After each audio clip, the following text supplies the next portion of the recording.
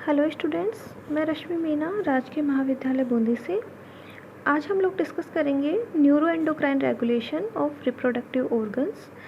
इसमें हम देखेंगे फीमेल रिप्रोडक्टिव ऑर्गन व इसके न्यूरो एंडोक्राइन रेगुलेशन के बारे में। लास्ट जो टॉपिक हमने पढ़ा था उसमें हमने मेल रिप्रोडक्टिव ऑर्गन एवं उसके न्यूरो एंडोक्राइन रेगुलेशन के बारे में पढ़ा था।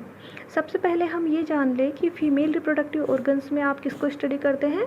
जो मेन है ऑर्गन वह है ओवरीज।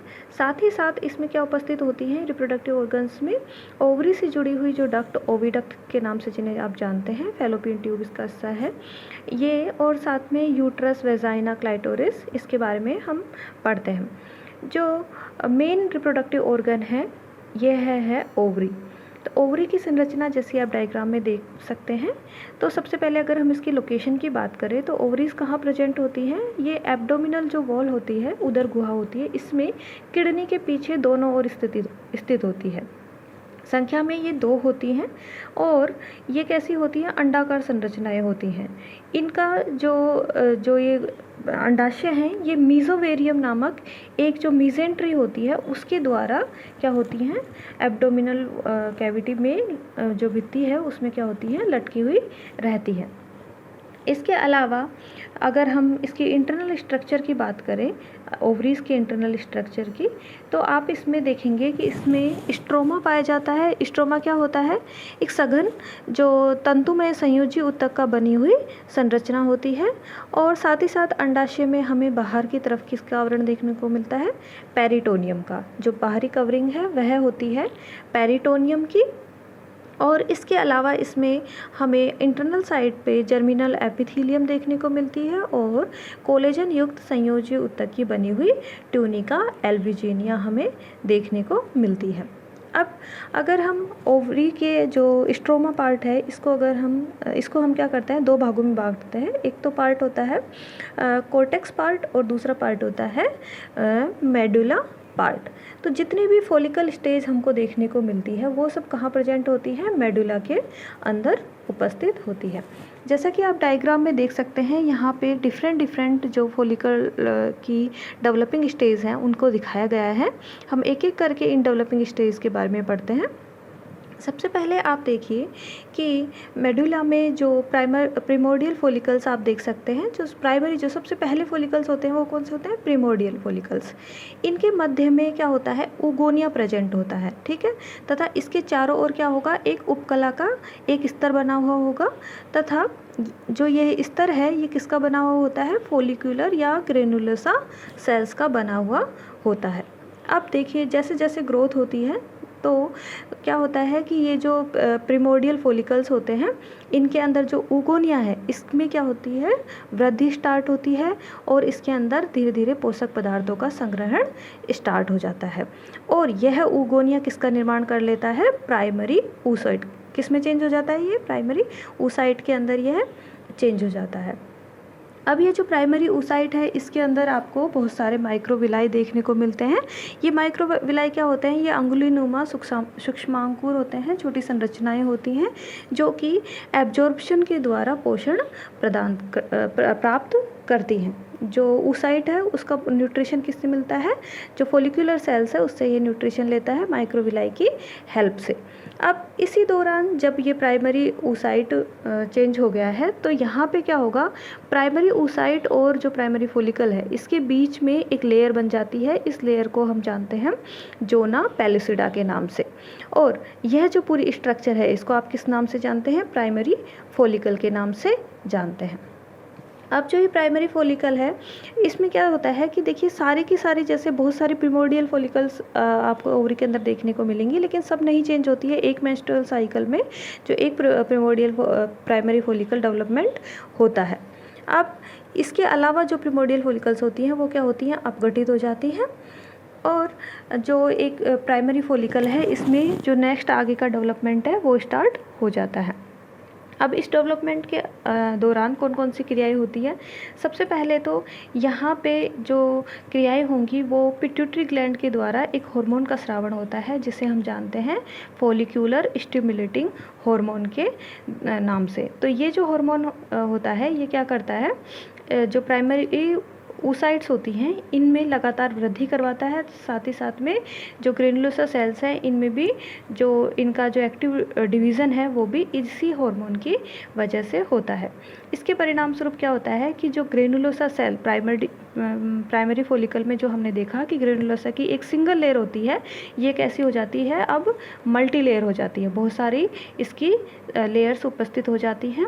और इन ग्रेनुलोसा कोशिकाओं को हम अब किस नाम से जानते हैं, मेम्ब्रेना ग्रेनुलोसा। और प्राइमरी फॉलिकल यहाँ पे किस कन्वर्ट हो जाती है, सेकेंडरी फॉलिकल में। ठीक है, अब सेकेंडरी फॉलिकल के बाद में क्या होगा कि जो सेकेंडरी फॉलिकल्स हैं ये इनमें भी डेवलपमेंट स्टार्ट और आगे ये ग्रोथ करती हैं तथा इनमें एक पुटीकीय गुहा या एंट्रियम फॉलिकुलर कैविटी जिसे आप कह सकते हैं, इसका निर्माण होता है। इस कैविटी के अंदर एक लिक्विड भरा हुआ होता है जिसे हम लिकर फॉलिकुलाई के नाम से जानते हैं। अब इस पुटिका के चारों ओर जो एंट्रियम है इसके चारों ओर क्या होता है कि जो स्ट्रोमा उपस्थित होता है इसमें संयोजी ऊतक एक दोहरी स्तर बना लेता है। दोहरी स्तर में क्या होगा, 2 लेयर्स बनाएगा। एक तो होगी, एक लेयर को हम जानते हैं थीका इंटरना के नाम से, और दूसरी लेयर जो कि बाहर की साइड होती है उसे हम जानते हैं थीका एक्सटर्ना के नाम से।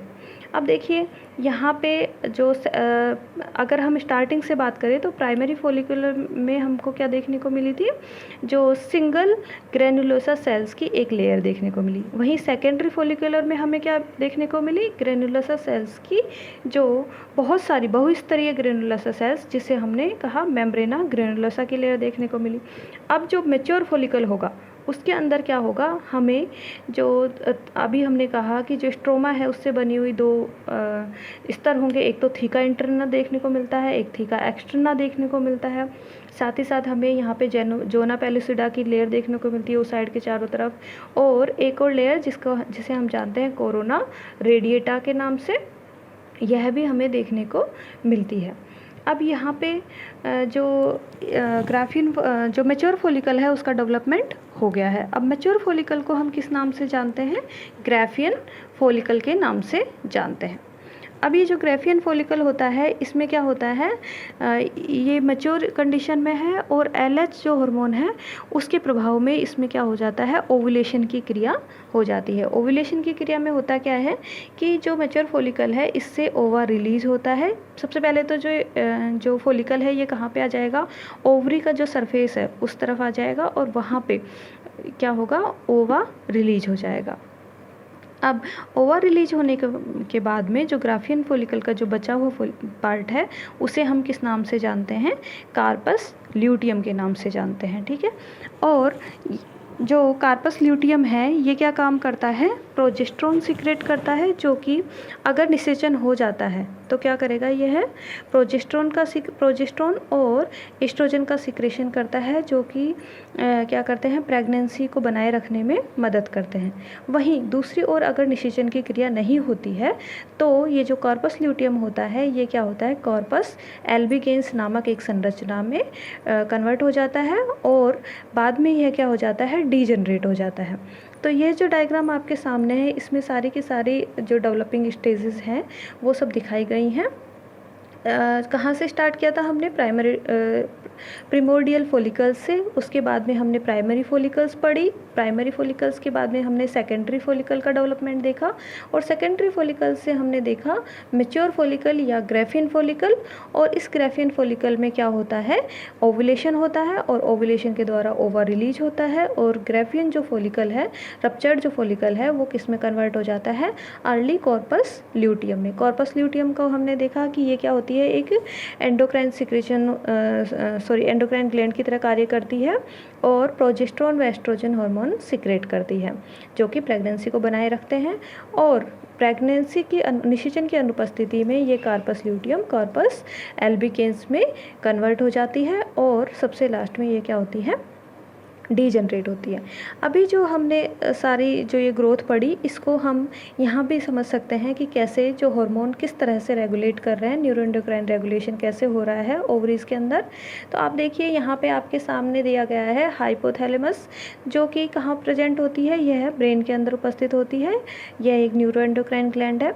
इससे क्या होता है, एक हार्मोन रिलीज होता है जिसका नाम है GnRH या गोनेडोट्रोपिक रिलीजिंग हार्मोन। यह हार्मोन अपना कार्य किस पर करता है? पिट्यूटरी ग्लैंड के ऊपर अपना कार्य करता है। तो जो पिट्यूटरी ग्लैंड है उस पर उससे किसको रिलीज, जैसा कि इसका नाम है गोनेडोट्रोपिन रिलीजिंग हार्मोन, तो यह पिट्यूटरी को गोनेडोट्रोपिन हार्मोन रिलीज करने के लिए क्या करता है? स्टिमुलेट करता है। तो अब इसमें जब पिट्यूटरी ग्लैंड होती है, यह दो तरह के गोनेडोट्रोपिन हार्मोन रिलीज करती है। एक तो होता है फॉलिक्यूलर स्टिमुलेटिंग हार्मोन और दूसरा ल्यूटिनाइजिंग हार्मोन। तो यहाँ पे जो फॉलिक्यूलर स्टिमुलेटिंग, जैसा कि इसके नाम से पता चल रहा है, यह क्या करता है? फॉलिकल्स की ग्रोथ को स्टिमुलेट करने का कार्य करता है। इसके प्रभाव से ही जो वृद्धि फॉलिकल्स में पाई जाती है वो इसी के प्रभाव में पाई जाती है।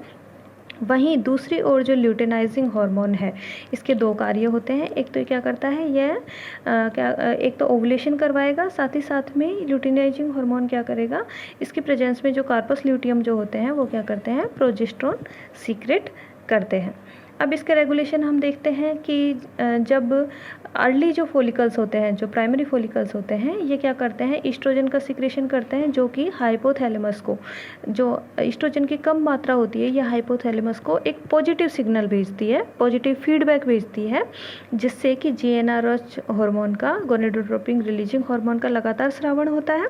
वहीं जैसे जब मैच्योर प्राइमरी फॉलिकल्स डेवलप होकर के मैच्योर फॉलिकल बना लेती हैं, तो ईस्ट्रोजन की यह बढ़ी हुई मात्रा हाइपोथैलेमस को एक नेगेटिव फीडबैक भेजती है।